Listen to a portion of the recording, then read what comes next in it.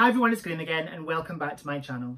So today I am here with December's My Chronicle book box. And as always, I have not peeked. I did know what the book was, but I can't really remember. So it's kind of half surprise for me and a surprise for you guys watching. So without much further ado, let's dive into the book box. But before we get started though, I will turn this off because it can probably get a bit distracting, I think. So yeah, there we go. Let's dive in. So as always, I have not peeked. It is still very much sealed, but not for long. I'm going to rip it.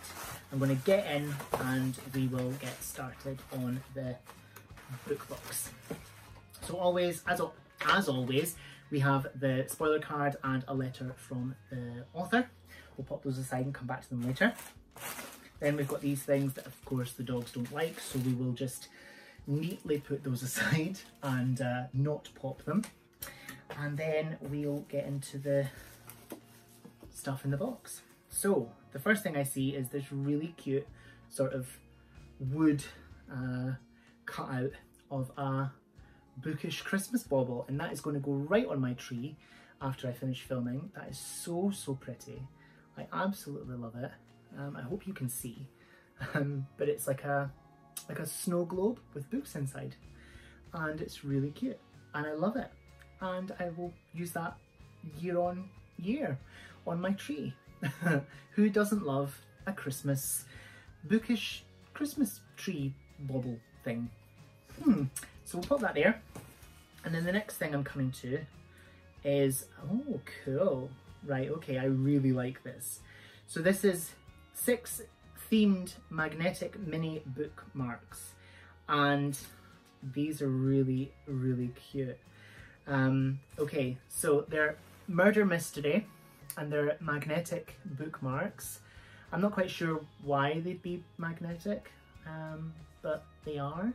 So yeah, we have a crime scene tape, a noose, we have a man with a gun, a dagger, and we have a chalk body. Yeah, and then we have a bottle of poison. Those are really cool, and I think I would probably get the use out of those. So yeah, pop them aside and we'll get to the next thing, which is a Christmas themed bookmark. And it says, "Let it snow" on that side, and then "'Tis the season to snuggle under a blanket and read. Indeed it is." So that's really cute. We'll pop this aside. I'm going to pop these a bit further away so that they don't slide down the cushion there and fall onto the floor.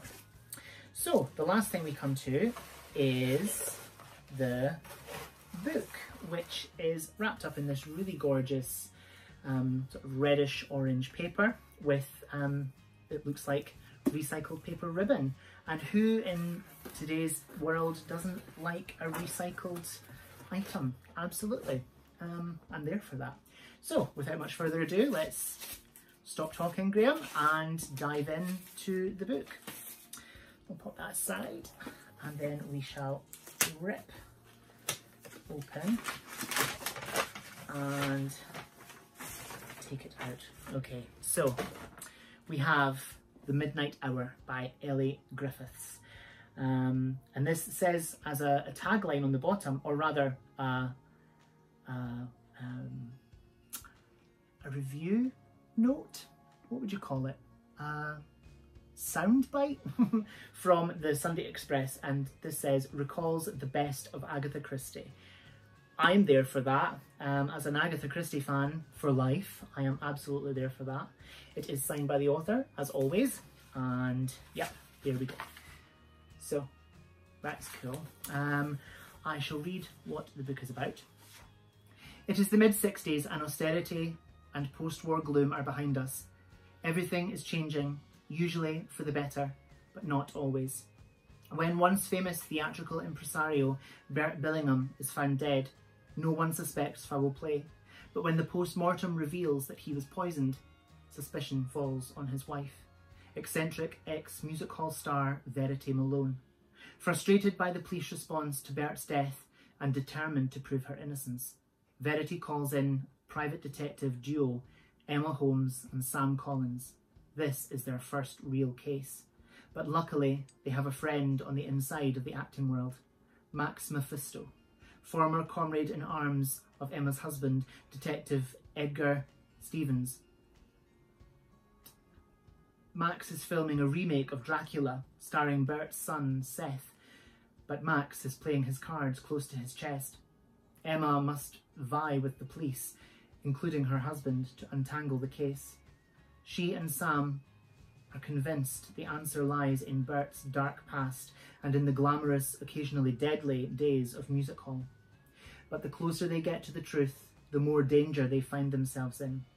From the best-selling author of the Dr. Ruth Galloway series, this gripping mystery is a must-read for all fans of cosy, but not too cosy, fan fiction. Fan fiction? No, crime fiction, Graham.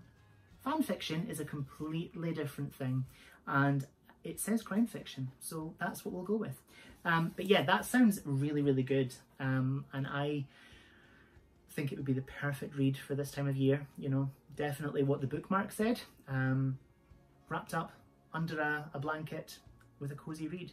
But yeah, let's see what the author has to say with their letter. Or shall we do the spoiler box first? The spoiler box? The spoiler card. Dearie me, my goodness.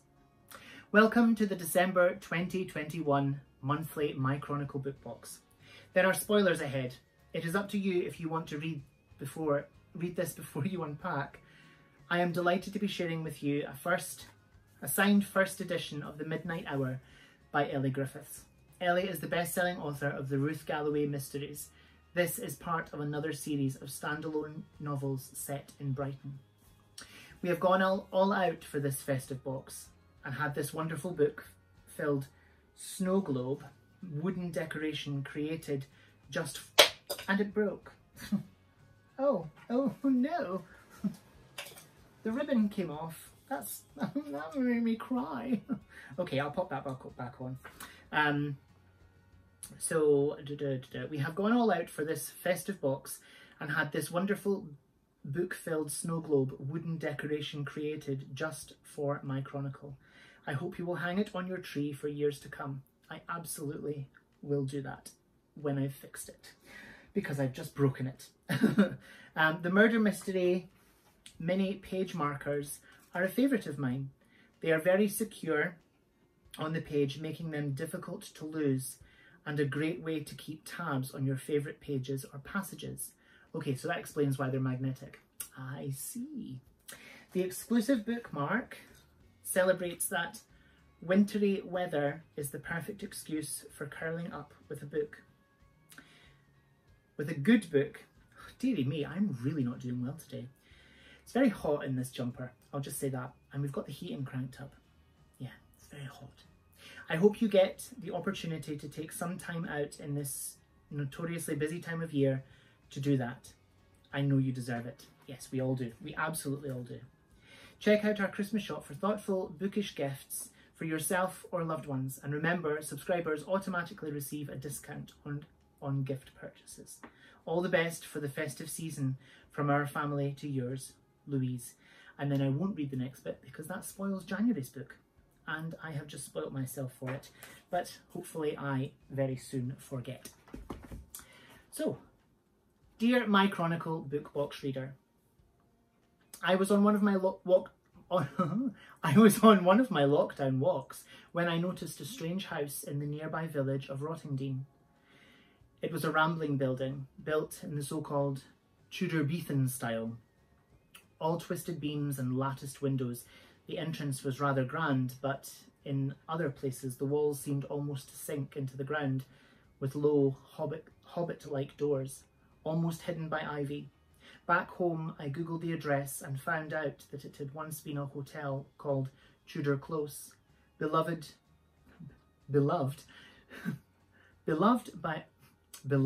of Hollywood stars and famous for its musical entertainments.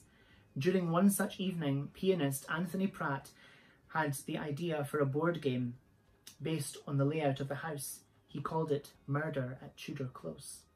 I thought, what if there was a murder at Tudor Close? And that is how the midnight hour starts. With theatrical impresario Bert Billington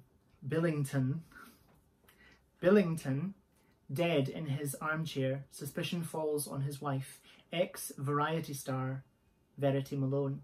But Verity has been reading about a new movement called Women's Liberation and hires 2 female detectives to clear her name. I do hope you enjoy The Midnight Hour. It's the 6th Brighton mystery and takes the series further into the new world of the 1960s, where new possibilities beckon, but plenty of the old prejudices remain. The plot takes the characters all the way to Whitby, where Max Mephisto is playing Dracula's father, but always looks back to Rottingdean and Tudor Close. And the game, it became Cluedo. With all good wishes, and thanks for reading, Elly Griffiths. I am so excited to read this book because I did not know that it had such a link to such an incredibly famous murder mystery game as Cluedo. That really intrigues me. I love that kind of thing. It just goes to show that inspiration can come from anywhere. But yeah, thank you so much for watching. I shall pop my jumper back on for the last few seconds of the video because it's Christmas and we all need a bit of flashy reindeer action on a jumper at this time of year. Yeah, so thank you so much for watching. Whatever you're doing, I hope you have so much fun doing it. Whatever you're reading, I hope you love it. Stay fabulous, be amazing, be yourself, stay safe, and I'll see you again soon for another video. Bye-bye.